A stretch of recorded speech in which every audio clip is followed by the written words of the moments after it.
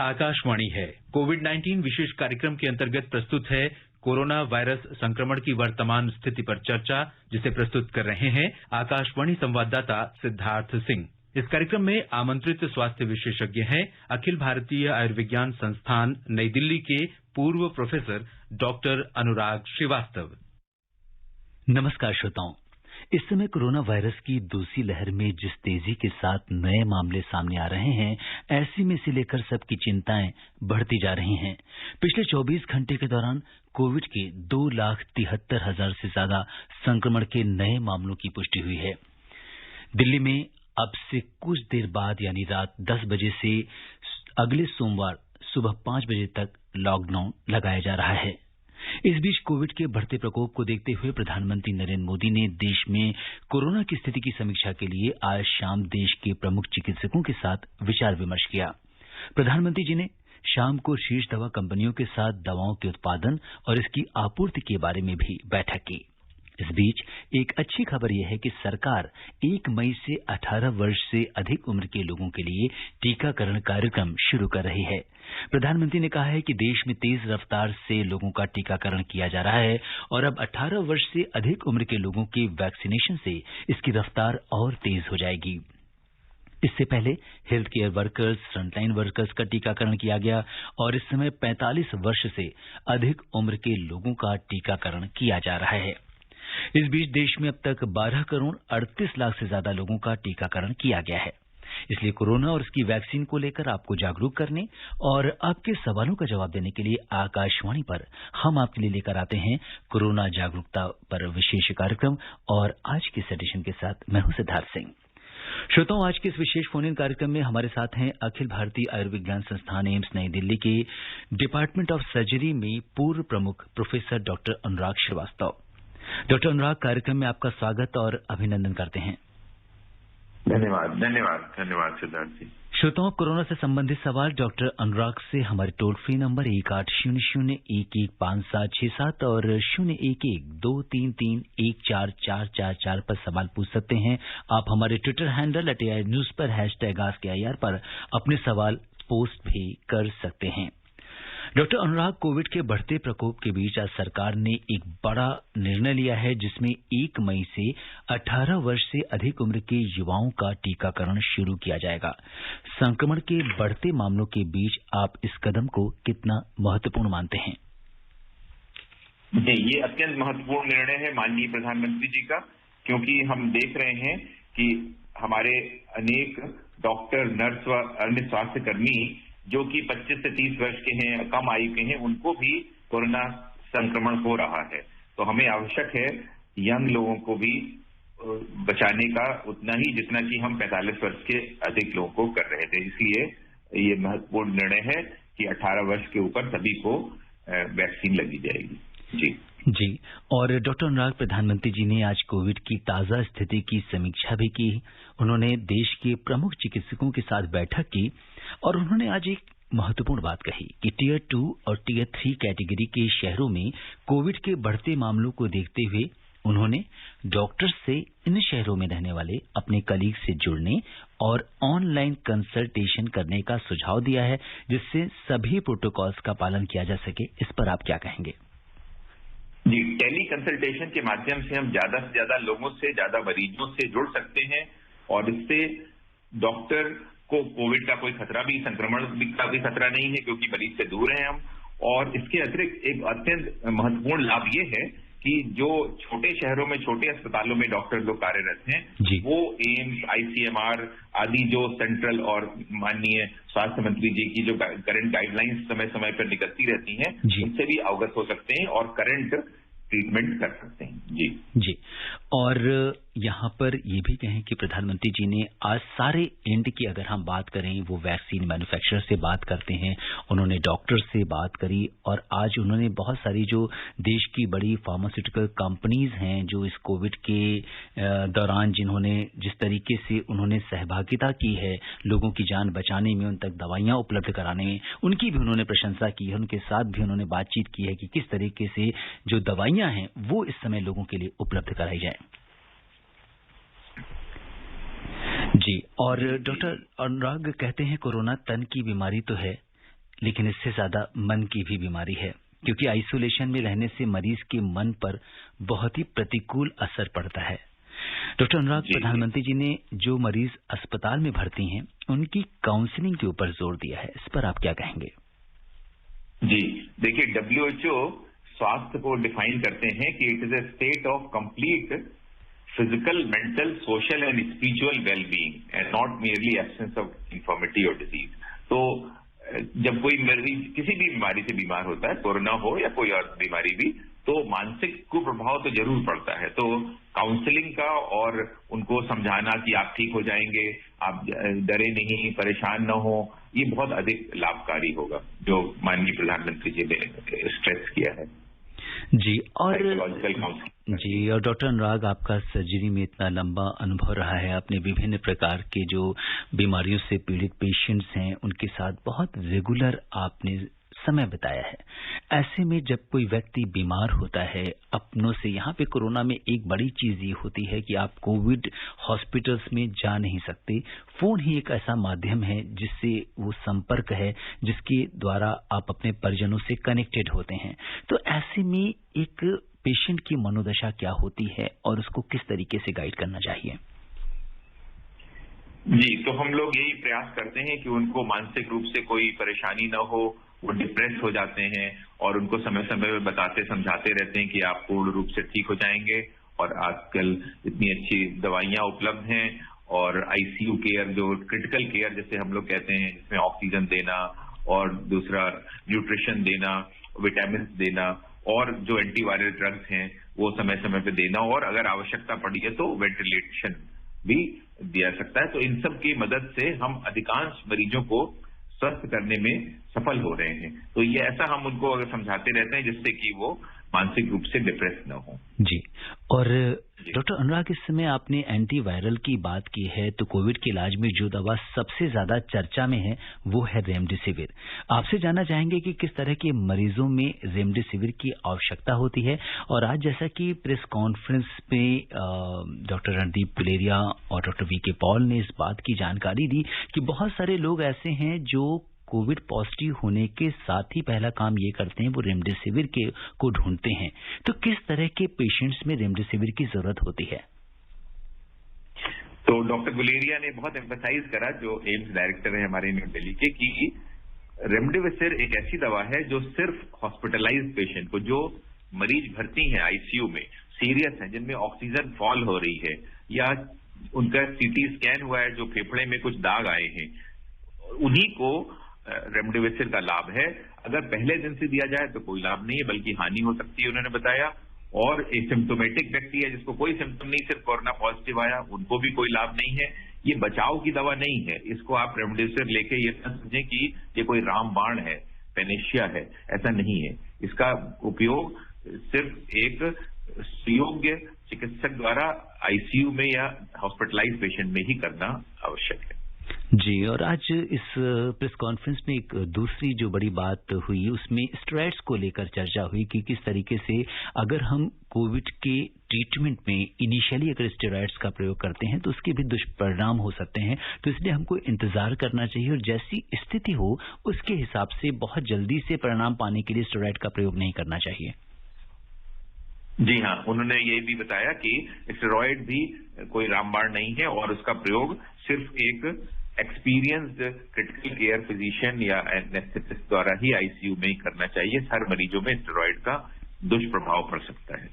जी, और डॉक्टर अनुराग, आपसे जानना चाहेंगे कि जैसे बहुत सारे लोग घर में आइसोलेशन पर हैं, तो वो अपना ध्यान किस तरीके से रखें और वो कौन सी स्थिति है जब उन्हें हॉस्पिटलाइज होने के बारे में सोचना चाहिए? जी, तो अपने स्वास्थ्य का पूरा ध्यान रखें, सफाई का पूर्ण ध्यान रखें, और घर में भी मास्क अवश्य लगाएं, हाथ धोते रहें, और आपस में अपना अलग कमरा अगर हो सकता है तो अलग कमरे में रहें, बाथरूम और टॉवेल आदि सब अलग रख लें, जिससे कि परिवार के दूसरे सदस्य जिनको अभी कोरोना नहीं है उनको संक्रमण न फैले। और इसके अतिरिक्त जब भी वैक्सीन लग रही हो उनको वैक्सीन जरूर लगाएं। वैक्सीन से कोई भय नहीं है, ये बड़ी सेफ वैक्सीन है हमारे यहाँ, जो भारत सरकार हर प्रदेश में लगवा रही है, हर अस्पताल में, और वैक्सीन के बाद भी और कोरोना एक बार हो चुका उसके बाद भी हमें पूरा अपने स्वास्थ्य का ख्याल रखना होगा, पौष्टिक भोजन खाना होगा और विटामिन आदि लेते रहना है और सफाई का और मास्क का अवश्य ध्यान रखना है और आपस में करीब 2 गज की या 2 हाथ की दूरी अवश्य बना के रखें। जी, और इस समय पूरे देश से श्रोता हमारे साथ कार्यक्रम में जुड़ रहे हैं और सबसे पहले हम रुख करते हैं पहाड़ का। हिमाचल प्रदेश में कुल्लू से राजू सिंह जी हमारे साथ अपने सवाल के साथ जुड़ गए हैं। राजू जी नमस्कार, कार्यक्रम में आपका स्वागत है। सर आपको भी सर मेरा सर नमस्कार, डॉक्टर साहब को नमस्कार। सर मैंने अभी सर देखा कि ये जब सर टीका लगाते हैं इसमें सर बुखार और सर काफी तेज जो है ठंड लगती है। सर ऐसा क्यों होता है?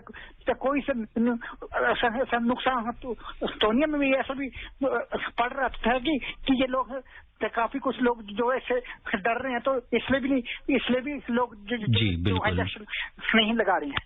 जी डॉक्टर अनुराग, जैसा कि ये जानना चाह रहे हैं कि टीका लगवाने के बाद अक्सर लोगों को बुखार आ जाता है या थोड़ी ठंड लग के बुखार आता है, तो इसकी वजह से कुछ लोग के अंदर वैक्सीन हेजिटेंसी हो जाती है, तो इस तरह के लोगों से आप क्या कहेंगे और ये क्यों होता है?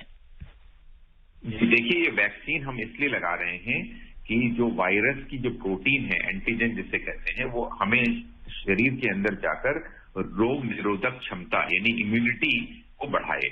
तो इस प्रयास में, हमारे शरीर की इम्यूनिटी बढ़ाने के प्रयास में कुछ लोगों को बुखार आ सकता है, लेकिन इससे डरने की आवश्यकता नहीं है और थोड़ा कंपकपी भी हो सकती है, कुछ लोगों में कमजोरी लग सकती है, लेकिन ये बहुत ही मामूली होता है, 1-2 दिन के लिए हो सकता है और बाकी अधिकांश लोग वो कोई होता नहीं है, तो परेशान होने की जरूरत नहीं है। और मामूली अगर बुखार आता है तो उससे चिंता न करें, ये एक रिएक्शन है, नोन है शरीर में इम्यूनिटी बढ़ाने के प्रयास में। जी, तो ये बहुत आम बात है, अगर किसी को वैक्सीन लगाने के बाद बुखार आता है या थोड़ी बहुत परेशानी होती है तो उसके लिए हमको सिंपल डॉक्टर साहब पैरासीटामोल लेना है? जी, ले सकते हैं। जी, और अब हम रुख करते हैं गुजरात का, जहां से अहमदाबाद से प्रवीण रामी जी हमारे साथ कार्यक्रम में जुड़ गए हैं। हेलो प्रवीण जी, नमस्कार जी। हाँ नमस्कार सर, और डॉक्टर साहब को भी नमस्कार जी। प्रवीण जी बताइए, क्या जानना चाहते हैं? सर, ये जो नया स्ट्रेन आया है जी, वो is reported to have been airborne जी, तो उसका मतलब क्या है और उसे किस तरह संभालना है और कौन सी और उसमें डायरेक्ट फेफड़े में जाता है और इफेक्ट करता है इन्फेक्शन की तरफ से? कृपया आप जरा हमें गाइड करें। जी डॉक्टर अनुराग, ये जानना चाहते हैं कि जिस तरीके से अब रिपोर्ट्स आ रही हैं कि अब एयर के द्वारा भी, हवा के द्वारा भी ये कोरोना का संक्रमण हो रहा है वायरस का, तो ये कहाँ तक ठीक है और इससे बचने के लिए क्या करें? जी, तो एयरबोर्न के अर्थ है कि ये वायरस हवा के कणों में व्याप्त हैं और जब हम सांस लेते हैं तो हमारी सांस द्वारा ये नाक में और फिर फेफड़े में चला जाता है और यदि हमारे शरीर की इम्यूनिटी कम है तो हमें ये कोरोना के रूप में इन्फेक्शन कर सकता है। तो उसके बचने के लिए सबसे सरल उपाय है कि हम मास्क हमेशा पहने रहें, N95 मास्क, और अगर किसी व्यक्ति को कोरोना है या संभावना है तो उनसे कम 2 हाथ का या 2 गज का फासला बना के रखें, क्योंकि देखा गया है प्रयोग में कि अगर एक व्यक्ति ने सांस गहरी निकाली या छींका तो उसके जो कीटाणु हैं निकले वायरस के, वो करीब 2 गज के अंदर ही रहते हैं, 2 गज से ज्यादा नहीं जाते। लेकिन ये ना समझे कि ये कोई ऐसा एकदम रूल, ऐसा सत्य है हमेशा ब्रह्म वाक्य है। क्यों? क्योंकि अगर वायु का प्रवाह तेज है, कहीं हवा तेजी से चल रही है, जैसे आंधी तूफान या तेजी से पंखा चल रहा है, तो 2 गज के दूर भी जा सकता है कोरोना का वायरस। वो तो हवा में व्याप्त है उसके कणों में, तो दूर भी जा सकता है। तो लेकिन अगर हम हमेशा मास्क पहने रहेंगे और जिन लोगों को कोरोना इन्फेक्शन है या खांसी छींक आ रही, उनसे दूरी बना के रखेंगे तो हम इनसे बच सकते हैं। जी, और गुजरात के बाद अब हम रुक करते हैं स्टेट ऑफ कलर्स राजस्थान में, जयपुर का। जी भगवान जी हमसे जुड़ चुके हैं यहाँ से। जी भगवान मूलचंदानी लालकोटी जयपुर से बोल रहा हूँ। जी बताइए, क्या जानना चाहते हैं? 2 क्वेश्चन है। एक तो जिनको कोविड हो चुका है उसको फिर होने की संभावना है क्या? दूसरा है एंटीबॉडी जो कितने समय तक रहती है, उसका समय क्या है? जी, तो डॉक्टर अनुराग, सबसे पहले आपसे ये जानना चाहेंगे कि किसी व्यक्ति को अगर कोविड हो चुका है तो दोबारा कोविड होने के कितने चांसेस होते हैं? जी, तो दोबारा कई लोगों को हम लोग देख रहे हैं। पिछले वर्ष उनको कोविड हुआ था और फिर वैक्सीन भी लगी और इस वर्ष फिर हो गया। तो एक तो ये बात हो सकती है कि उनके शरीर में रोग निरोधक क्षमता यानी इम्यूनिटी की कमी है, और दूसरा ये हो सकता है कि ये नया स्ट्रेन है, वायरस का नया प्रजाति है जो जिससे उनमें इम्यूनिटी नहीं जागृत हुई थी या जो वैक्सीन से परे था। तो दोनों ही बातें हो सकती हैं। तो इससे हमें सुरक्षित पूरा रखना है और सफाई का ध्यान, मास्क लगाना आदि हमेशा हर व्यक्ति को करना है। एक बार कोरोना हो जाना कोई गारंटी नहीं है कि आपको दोबारा ये इन्फेक्शन नहीं होगा, तो इसलिए उतना ही बचाव फिर भी रखें। जी, और डॉक्टर अनुराग ये भी जानना चाहते हैं ये कि एक बार कोविड हो जाता है तो उसके अगेंस्ट जो हमारे शरीर में एंटीबॉडीज पैदा होती हैं तो वो कितने दिनों तक लॉस करते हैं, कितने दिनों तक बनी रहती हैं? हाँ, ये अलग अलग आ रहा है रिपोर्ट। कुछ लोग कह रहे हैं कि कुछ महीने तक रहती है और इसके बाद फिर से आपको बूस्टर लगवाना पड़ता है, जैसे टेटनस में और दूसरी पोलियो आदि में बूस्टर लगता है। तो अभी इसका बहुत अधिक कोई पक्का ऐसा नहीं आया है प्रमाण, लेकिन बता रहे हैं कि लोगों में कुछ लोगों में एंटीबॉडी बनी नहीं रही है वैक्सीन के बावजूद। तो हर व्यक्ति में शायद इम्यून रिस्पॉन्स अलग अलग होता है। तो ऐसा कोई टेस्ट कराने की आवश्यकता नहीं है कि आपको वैक्सीन लगी उसके बाद आप एंटीबॉडी टेस्ट कराएं। अगर बचाव का पूरा ख्याल रखेंगे तो आप इससे बचे रह सकते हैं। जी, और जो श्रोता हमसे अभी भी कार्यक्रम में जुड़े हैं उन्हें बता दें कि कोरोना जागरूकता श्रृंखला की आज के इस विशेष कार्यक्रम में श्रोताओं के सवालों का जवाब दे रहे हैं अखिल भारतीय आयुर्विज्ञान संस्थान एम्स नई दिल्ली के डिपार्टमेंट ऑफ सर्जरी के पूर्व प्रमुख प्रोफेसर डॉक्टर अनुराग श्रीवास्तव। आप हमारे विशेषज्ञ से हमारे स्टूडियो के टोल फ्री नंबर 1800-115767 पर कोरोना से जुड़े सवाल पूछ सकते हैं। और इस बीच बड़ौद से हमारे साथ कार्यक्रम में महेश शर्मा जी आ गए हैं। हेलो महेश जी, नमस्कार। नमस्कार जी। जी महेश जी, बताइए क्या जानना चाहते हैं आप? मैं जानना चाह रहा हूँ जी, जब तो हम दोनों डोज ले लेंगे तो उसके बाद हमें क्या क्या सावधानियां रखनी पड़ेगी जिससे हम हमेशा बचे रहें? जी डॉक्टर अनुराग, अगर कोई भी व्यक्ति कोविड की वैक्सीन की दोनों डोज ले लेता है तो उससे उसका बचाव कितने दिनों तक रहता है और उसे क्या सावधानियां लेनी पड़ेगी इसके बाद? तो हम लोग जैसे देख रहे हैं कई लोगों को वैक्सीन लग चुकी है और उसके बावजूद उनको कोरोना हो रहा है, लेकिन अधिकांश लोगों में ये कोरोना का जो सीवियरिटी है वो कम है, मतलब उतनो घातक बीमारी नहीं हो रही है वैक्सीन के बाद, लेकिन कुछ लोगों को कोरोना उसके बावजूद हो रहा है। तो वैक्सीन के बाद भी हमें पूर्णतया अपने स्वास्थ्य का पूरा ख्याल रखना होगा, सफाई रखनी होगी, मास्क जरूर पहनना होगा और सामाजिक दूरी बनाए रखनी होगी।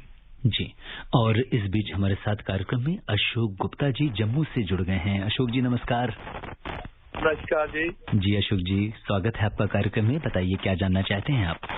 धन्यवाद सर। ऐसा है कि मैंने सेकंड डोज जो है जी 12 अप्रैल को लगवा ली थी। जी, सेकंड डोज वैक्सीन की ले ली है आपने? हाँ मैंने ले ली है जी 6 वीक से बाद। जी, क्या 6 और 8 में कोई वेरिएशन है या नहीं, ये क्लियर करें। तो सेकंडली जो N95 विद ऑक्सीडेटर जो मास्क है, इट इज 100% सेफ और नॉट? जी डॉक्टर अनुराग, इनके दो सवाल हैं। सबसे पहला सवाल लेते हैं कि कोविशील्ड वैक्सीन के साथ जैसे कि बाद में गाइडलाइन आई थी कि इसको 4 हफ्ते के बजाय हम 6 से 8 हफ्ते के बीच में जो सेकेंड डोज हम लगवाएंगे, तो इसमें ये पूछ रहे हैं कि 6 वीक के बाद इन्होंने वैक्सीन लगवाई है तो क्या अगर 8 हफ्ते बाद लगवाते हैं इसमें कितना, मतलब क्या कुछ सही इसमें तरीका है? जी, तो आजकल जो अभी गाइडलाइन आ रही हैं उसमें तो ये बता रहे हैं कि 28 दिन या 8 हफ्ते में लगाएं। और जहां तक मास्क का प्रश्न है तो N95 का अर्थ है कि 100 अगर प्रतिशत कीटाणु हैं तो उसमें 95 कीटाणु आपके बच जाते हैं मास्क द्वारा। छन्नी जैसे समझ लीजिए, बहुत महीन छन्नी है, जैसे आप चाय छानते हैं तो बहुत महीन छन्नी है, उसके इतने रोम, इतने छिद्र इतने छोटे हैं कि 100 में से 95% कीटाणु और धूल के कण आदि रुक जाते हैं, लेकिन 5% जा सकते हैं। तो 95 का अर्थ यह हुआ कि 5% चांस है कि उसके वायरस कीटाणु जा सकते हैं। तो इसलिए मास्क के अतिरिक्त आपको डिस्टेंस भी बना के रखना है, सोशल डिस्टेंसिंग या दूरी, इसीलिए दोनों चीजें आवश्यकता है। जी, और डॉक्टर अनुराग, इन्होंने मास्क में जो N95 में रेस्पिरेटर की भी बात की है, और जैसा कि स्वास्थ्य मंत्रालय के पहले भी दिशा निर्देश आए थे कि रेस्पिरेटर वाले मास्क जो N95 है उनसे संक्रमण का खतरा रहता है, इसलिए उन्होंने उसका प्रयोग न करने की सलाह दी थी। जी हाँ, जी। और जी, उससे अगर हम जब सांस बाहर निकालते हैं और हमारे सांस में कोरोना है तो वो दूसरे लोगों को संक्रमण कर सकता है, रेस्पिरेटर वाला, इसलिए उसको मना किया गया था। जी। और अब हम रुक करते हैं छत्तीसगढ़ का, जहां से आयुष कुमार जी हमारे साथ कार्यक्रम में जुड़ गए हैं। आयुष जी नमस्कार। जी नमस्कार आपको भी। जी बताइए आयुष जी, क्या सवाल पूछना चाहते हैं? जी सर, सर ये जो पहले मैं सुना था कि अगर जिसे कोरोना हो गया है, अगर वो कोरोना से ठीक हो गया है तो 2-3 महीना तक उसको कोरोना नहीं पकड़ेगा। और दूसरा जो कि अगर किसी के पास एक बाथरूम है, अगर उसके परिवार में कोई ये जिनको कोरोना हो चुका है तो 2-2 बाथरूम तो थोड़ा मुश्किल जाएगा बनवाने में। तो जी बिल्कुल कैसे होगा? बिल्कुल आयुष जी, आपका सवाल समझ गए हैं डॉक्टर अनुराग। जैसा कि कई बार घर छोटे होते हैं और ऐसे छोटे घरों में एक टॉयलेट जहाँ पे है, एक वॉशरूम है, वहाँ पे अगर हम शेयर करते हैं किसी कोविड पॉजिटिव पेशेंट के साथ, तो ऐसे में किस तरह का खतरा हो सकता है और हमें क्या करना चाहिए ऐसे में? जी, तो ऐसे में अच्छा रहेगा कि हम लोग मास्क एक टॉयलेट या बाथरूम में भी लगाए रहें, जिससे कि क्योंकि वायु के द्वारा ही ये प्रदूषण हो रहा है, और जो नल के जो टोटी होती है, टैप का ढक्कन वगैरह, उसको अच्छी तरह से साबुन से धोएं, डेटॉल या लाइफ बॉय, कोई भी कीटाणुनाशक एंटीसेप्टिक सोप से उसको अच्छी तरह धोएं, ताकि अगर कोरोना के संक्रमित मरीज ने उसको नल को या जो टॉयलेट फ्लश करते हैं उसको छुआ है तो उससे दूसरे को इन्फेक्शन ना हो। और अच्छा होगा कि आप कोई कागज ले लें या टिश्यू पेपर ले लें, उससे नल को और टॉयलेट का जो फ्लश करने का बटन है उसको छुएं, ताकि एक व्यक्ति से दूसरे व्यक्ति को इन्फेक्शन ना हो। जी बिल्कुल। और इस समय बहुत सारे ऐसे मरीज हैं जो आइसोलेशन में हैं, तो अगर घर पर आप आइसोलेशन में हैं तो डॉक्टर अनुराग, क्या कुछ और हमें सावधानी बरतनी चाहिए? अगर संभव हो तो अलग कमरे में रहें और मास्क घर के अंदर भी लगाए रहें। छोटे बच्चों को, प्रेग्नेंट लेडीज को, या जो बच्चों को दूध पिला रही हैं उनको, क्योंकि इन्फेक्शन होने का ज्यादा संभावना है, और जो परिवार में बड़े सदस्य हैं 45 वर्ष से ऊपर, डायबिटीज, हार्ट डिजीज वाले या ब्लड प्रेशर वाले, उनको अलग रखें, कोरोना के संक्रमित मरीजों से दूर रखें, क्योंकि उनमें अगर कोरोना हो गया तो उसके दुष्प्रभाव अधिक भयानक हो सकते हैं। तो ये सब प्रिकॉशन लें, और साथ साथ मास्क अंदर भी घर के अंदर लगाएं, हाथ धोते रहें, तो शायद हम इससे बच सकते हैं, जी, इन्फेक्शन फैलने से बचा सकते हैं। जी।